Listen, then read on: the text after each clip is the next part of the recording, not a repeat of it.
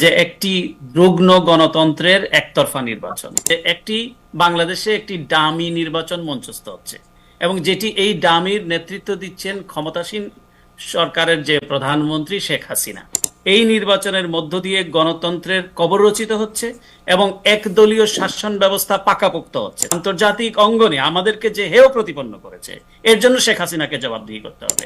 25,000-এরও নেতাকর্মীকে আপনি জেলে পুরে তারা কিভাবে এই ঘটনাগুলো ঘটিয়ে বিরোধীদের উপর দোষ চাপাচ্ছে, আবার তারা বিদেশে বিদেশে ঘুরবেন, ব্র্যান্ডেড জামা কাপড় করবেন, চুরিদারি টাকা করা যারা সুইস ব্যাংকে জমা করবেন তাদের জন্য। জাতীয় পার্টিকে নির্বাচনে ডেকে এনে সরকার কোরবানি করেছে বলে অভিযোগ করেছেন জাতীয় পার্টির চেয়ারম্যান জিএম কাদের।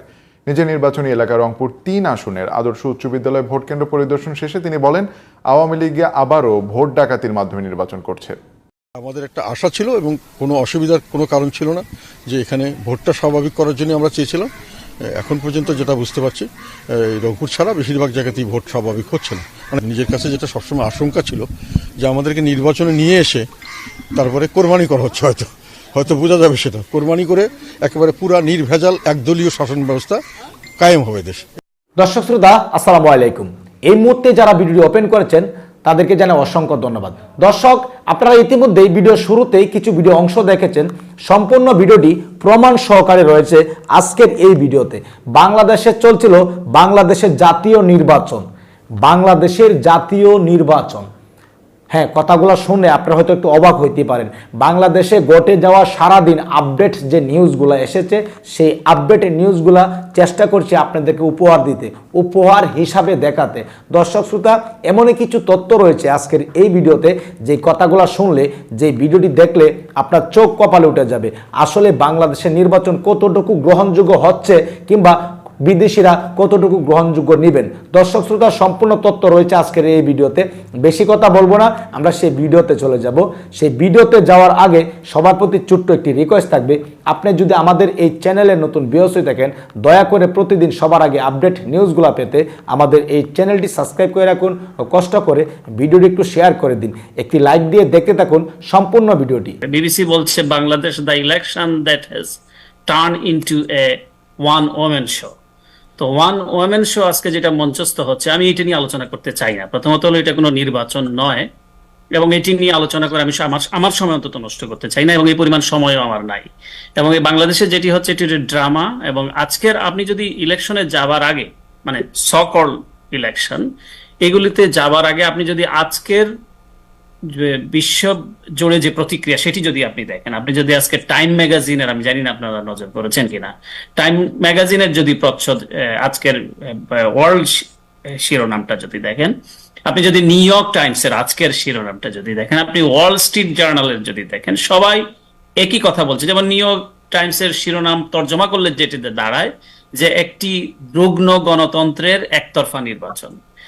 ওয়াল স্ট্রিট জার্নাল প্রেসিডেন্ট বাইডেনের সমালোচনা করেছে। ওয়াল স্ট্রিট জার্নাল যে প্রেসিডেন্ট বাইডেনের যে পলিসি ছিল গণতন্ত্র এবং মানবাধিকার রক্ষার যে মানে মূল প্রায়োরিটি, সেখানে প্রেসিডেন্ট বাইডেন ব্যর্থ হয়েছেন বলে ওয়াল স্ট্রিট জার্নাল প্রেসিডেন্ট বাইডেনের সমালোচনা করেছে। আমরা জানি ওয়াল স্ট্রিট জার্নাল যিনি লিখেছেন তিনি একটু তার দৃষ্টিভঙ্গি কিছুটা রিপাবলিকান। যাই হোক, এটা অন্য আলোচনা।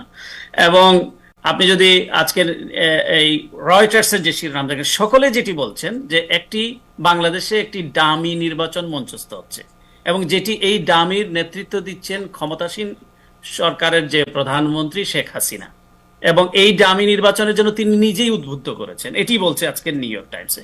নিউ ইয়র্ক টাইমস এটিও বলেছে তার রিপোর্টের মধ্যে যে শেখ হাসিনা এমন একজন ব্যক্তি, বাংলাদেশ এই নির্বাচনের মধ্য দিয়ে গণতন্ত্রের কবর রচিত হচ্ছে এবং একদলীয় শাসন ব্যবস্থা পাকাপোক্ত হচ্ছে। তার মানে একদলীয় শাসন ব্যবস্থা আছে সেটা তো আমরা জানি, কিন্তু আমি আন্তর্জাতিক সংবাদ মাধ্যমের মানে বিশ্লেষণে বলছি যে একদলীয় শাসন ব্যবস্থা তো 2014 সাল থেকেই পাকাপোক্ত। তখন সেটি বলা হয়েছে, যেমন গত নির্বাচন ছিল রাতের নৈশ ভোটের নির্বাচন, এখনকার নির্বাচন হচ্ছে ডামি নির্বাচন, ডামি ইলেকশন ইংরেজিতে তারা যেটি বলছে। সুতরাং আপনি সেন্টারে যাওয়ার দরকার নাই। আপনি রাত যে বিশ্লেষণগুলো আন্তর্জাতিক মাধ্যমে, আন্তর্জাতিক অঙ্গনে আমাদেরকে যে হেয় প্রতিপন্ন করেছে এর জন্য শেখ হাসিনাকে জবাবদিহি করতে হবে। আমাদেরকে যে ভাবমূর্তি যে নষ্ট করেছে শুধুমাত্র ক্ষমতায় থাকবার জন্য, তার মনোবাসনাকে চরিতার্থ করবার জন্য, পুরো বিশ্ব দুনিয়ায় বাংলাদেশের যে একটা মডারেট মুসলিম কান্ট্রি হিসেবে বাংলাদেশের যে গণতন্ত্র মানা, যে দেশের মানুষ যুদ্ধ করে দেশ স্বাধীন করেছে, সেই দেশের মানুষকে সারা দুনিয়ায় একটি নেগেটিভ একটি ন্যারেটিভ তৈরি করে এবং সেই মানুষকে মুখোমুখি দাঁড় করিয়েছে। প্রথম এই জন্য শেখ হাসিনাকে একদিন বিচারের মুখোমুখি হতে হবে, বিশ্ব সম্প্রদায়ের কাছে আমাদের যে ভাবমূর্তি ক্ষুণ্ণ করেছেন। এবং এখন যে ইলেকশন হচ্ছে এটি নিয়ে আলোচনা করা, আমি যেটা বললাম, আমি মোটেই এটা নিয়ে আলোচনা করবো না। এটা একটা ড্রামা এবং মঞ্চস্থ।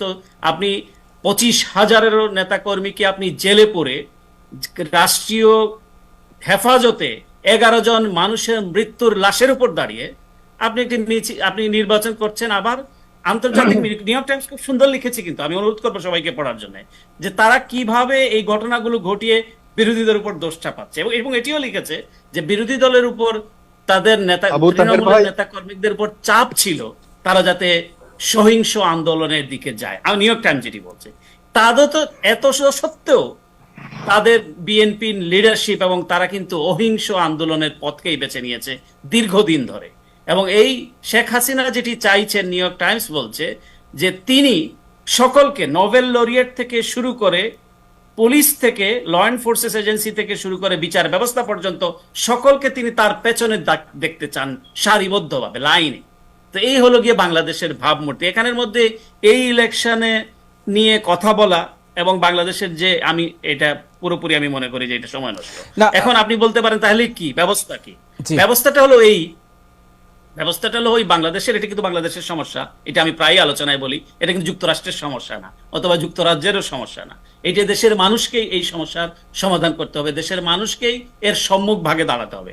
কিন্তু এই দেশের উইল অফ দি পিপল, মানুষের আকাঙ্ক্ষাকে বাস্তবায়ন করবার জন্য সমগ্র দুনিয়া কিন্তু, এটি বারবার আপনারা দেখেছেন, ন্যাশনাল সিকিউরিটি থেকে শুরু করে White House and the State Department সকলেই বলেছেন প্রত্যেকটি প্রশ্নের উত্তরে যে আমরা মানুষের আকাঙ্ক্ষার বাস্তবায়নের সঙ্গে আছে।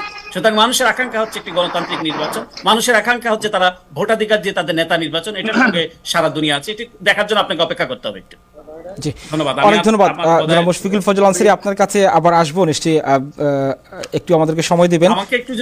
আমাকে যদি একটু মার্জনা করেন, আমাকে একটু উঠতে হবে। আপনি যদি উঠে যান তাহলে আপনার কাছে আরেকটি প্রশ্ন, আমি যেটি আগেই বলছিলাম, যে এই যে যুক্তরাষ্ট্র বলছে বা জাতিসংঘ বলছে, ইউরোপীয় ইউনিয়ন বলছে, সবাই বলছে যে তীক্ষ্ণ নজর রাখছে, আপনি কি, যদিও আপনি বলছেন যে আপনি যুক্তরাষ্ট্রের তরফে কিছু বলবার জন্য উপযুক্ত ব্যক্তি নন, কিন্তু আপনি অ্যাজ অ্যান অ্যানালিস্ট, আপনি একজন রাজনীতি পর্যবেক্ষণ করেন, এখানে স্টেট ডিপার্টমেন্ট কাভার করেন রেগুলার, আপনার কি মনে হয় যুক্তরাষ্ট্রের যে দৃষ্টিভঙ্গি, সেই দৃষ্টিভঙ্গিতে এই নির্বাচন তাদেরকে কতখানি কনভিন্সড করতে পারবে? না, প্রথমত হলো যুক্তরাষ্ট্র সরাসরি এঙ্গেজড এখানে। নির্বাচন কিন্তু বাংলাদেশের, যুক্তরাষ্ট্রের না বা অপরাপর দেশের না। কিন্তু এঙ্গেজমেন্টটা কি, আপনি দেখবেন যে আপনার বাংলাদেশকে বলা হতো এর আগে যে বাংলাদেশকে ভিন্ন একটি চোখে দেখে যুক্তরাষ্ট্র, কিন্তু বাংলাদেশ এখন কিন্তু অন্য কারো চোখে যুক্তরাষ্ট্র দেখে না, তারা নিজেরাই ইনভলভ বাংলাদেশের এই বিষয়ে। তাদের যথেষ্ট লেভারেজ আছে, তাদের যথেষ্ট ইনভেস্টমেন্ট আছে।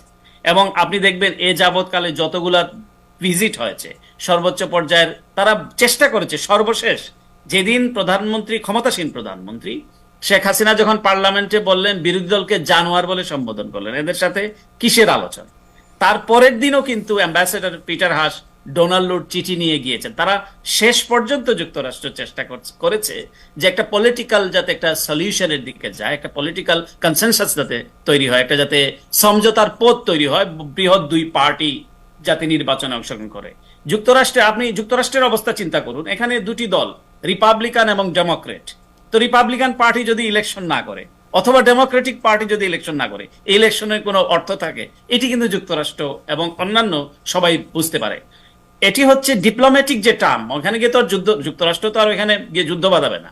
যুক্তরাষ্ট্র যেটি চেষ্টা করেছে, আমরা দেখেছি এই ইনস্টেন্স গুলো আছে। তবে বাংলাদেশের জন্য যারা একতরফা নির্বাচন করে, যারা বৈতরণী পার করে থেকে যাবেন এবং পাকাপোক্ত করবেন, আবার তারা বিদেশে ঘুরবেন, ব্র্যান্ডেড জামা কাপড় করবেন, চুরিদারি টাকা করা যারা সুইস ব্যাংকে জমা করবেন, তাদের জন্য দুঃসংবাদ, চরম দুঃসংবাদ।